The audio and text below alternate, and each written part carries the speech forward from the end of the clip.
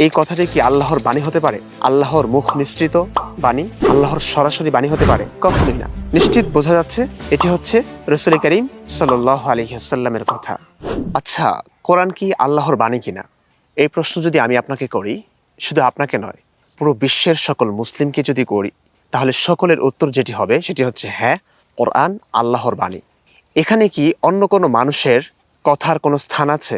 অন্য কোনো মানুষ যেটার বিবরণ দিয়েছেন, অন্য কোনো মানুষের সংযোজন, বিয়োজন, হস্তক্ষেপ কি আছে? আপনার উত্তর হবে কখনোই না, এটি কখনোই সম্ভব না।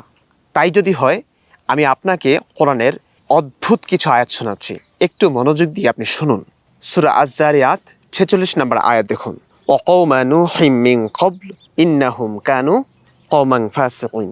আল্লাহ বলছেন, আমি ইতিপূর্বে নূহের সম্প্রদায়কে ধ্বংস করেছি, নিশ্চিতই তারা ছিল পাপাচারী সম্প্রদায়। তার পরবর্তী আয়াত, ওয়াস-সামাআ বানাইনাহা বিআইদিন ওয়া ইন্না লামুসিউন। এই আকাশকে আমি নিজ হাতে বানিয়েছি, ওয়া ইন্না লামুসিউন, এবং এটিকে আমি সম্প্রসারণকারী। আমি প্রতিনিয়ত এটিকে সম্প্রসারণ করছি। ওয়াস-সামাআ বানাইনাহা বিআইদিন ওয়া ইন্না লামুসিউন। আল্লাহ বলছেন, আমি স্বীয় ক্ষমতা বলে আকাশ নির্মাণ করেছি এবং অবশ্যই আমি ব্যাপক ক্ষমতাশালী। ওয়াল আরদা ফারাশনাহা ফানি'মাল মাহিদুন। আল্লাহ বলছেন, আমি ভূমিকে বিছিয়েছি, পৃথিবীকে বিছিয়েছি, আমি কত সুন্দরভাবেই না বিছাতে সক্ষম। ওয়া মিন কুল্লি শাইইন খালাকনা যাওজাইনি লাআল্লাকুম তাযাক্কারুন। আল্লাহ বলছেন, আমি প্রত্যেক বস্তু জোড়ায় জোড়ায় সৃষ্টি করেছি যাতে তোমরা হৃদয়ঙ্গম করতে পারো। ব্যতিক্রম অর্থ আছে, যাতে করে তোমরা উপদেশ গ্রহণ করতে পারো। হ্যাঁ, এখানে উপদেশ গ্রহণের অনেক কিছুই আছে।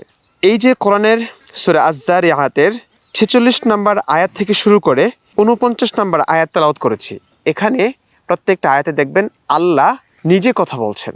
ওকে, ফাইন। তারপরে ৫০ নম্বর আয়াতটা আপনি একটু পড়ুন, দেখুন, শুনুন। ফাফিররু ইলাল্লাহ ইন্নী লাকুম মিনহু নাযীরুম মুবিন।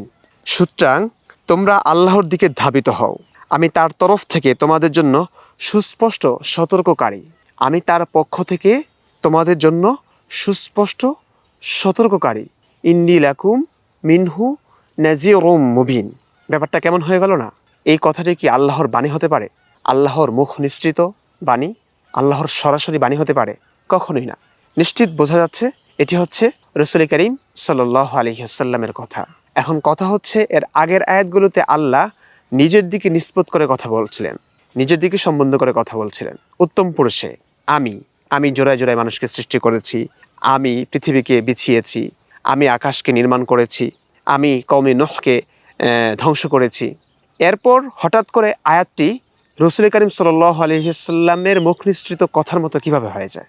ফাফিররু ইলাল্লাহ ইন্নী লাকুম মিনহু নাযীরুম মুবিন। সুতরাং মানে আগে যেগুলো বলা হয়েছে তার পরবর্তী কথাগুলোকে এটার উপরে সম্বন্ধ করে হচ্ছে, আগের কথার পরিপ্রেক্ষিতে। সুতরাং তোমরা আল্লাহর দিকে ধাবিত হও। আচ্ছা, এটিও আল্লাহর কথা হতে পারে। আল্লাহ হয়তো এমন করে বলছেন যে, হ্যাঁ, আল্লাহ নিজেই বলছেন আল্লাহর দিকে ধাবিত হতে। যেমন কোনো একজন শিক্ষক বলেন ছাত্রদেরকে, এই শিক্ষক কিন্তু ক্লাসে এসেছে, শিক্ষকের প্রতি মনোযোগী হও। এটা হতে পারে। কখনো কখনো আমরা আমাদেরকেই সম্বোধন করে, সম্ভাষণ করে কিছু কথা বলি, এটার প্রচলন আছে ভাষাতে। কিন্তু এর পরবর্তী কথাটি, ইন্নী লাকুম মিনহু নাযীরুম মুবিন, নিশ্চয়ই আমি তোমাদের জন্য তার পক্ষ থেকে, তার তরফ থেকে সুস্পষ্ট সতর্ককারী। এটি কোনোভাবেই আল্লাহর কথা হতে পারে? আল্লাহর সরাসরি বাণী হতে পারে? কখনোই না। এটি রাসূলের কথা, নিশ্চিত বোঝা যাচ্ছে। তাহলে কোরআন আল্লাহর বাণী কিভাবে হয়? যেই টপিকটি নিয়ে, যে বিষয়টা নিয়ে কত রক্তারক্তি হয়েছে, আপনি নেটে সার্চ করলে বুঝতে পারবেন। কোরআন আল্লাহর বাণী নাকি কোরআন আল্লাহর মাখলুক, কোরআন আল্লাহর সৃষ্টি কিনা, এটি নিয়ে অনেক তর্ক বিতর্ক, অনেক মারামারি, খুনাখুনি পর্যন্ত হয়েছে। অনেক আলেমকে নির্মমভাবে হত্যা করা হয়েছে শুধুমাত্র এই মতপার্থক্যের জের ধরে।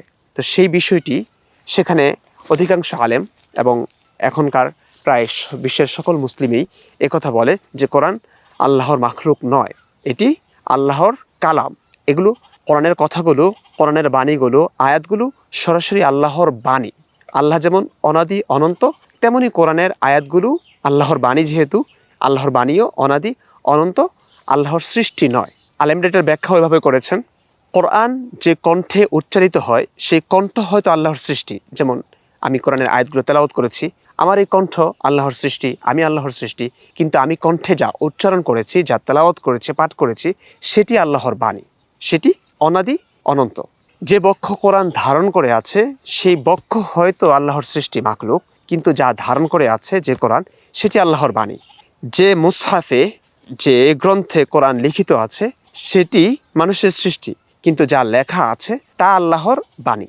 সুতরাং কোরআন হচ্ছে অনাদি অনন্ত, আল্লাহর মাখলুক নয়, এটি সরাসরি আল্লাহর বাণী। আর আল্লাহ যেমন অনাদি অনন্ত, তেমনি কোরআনও অনাদি অনন্ত। তাই যদি হয় কোরআনের এই কথাগুলো, যেগুলো কখনোই আল্লাহর বাণী হতে পারে না, এগুলো অন্য মানুষের কথা স্পষ্টতই বোঝা যাচ্ছে, সেগুলো আল্লাহর বাণী কিভাবে হতে পারে? এবং বিশ্বের সকল মুসলিমরা কিভাবে এটি বিশ্বাস করতে পারে যে কোরআনের প্রতিটি আয়াত সরাসরি আল্লাহর বাণী? How can possible?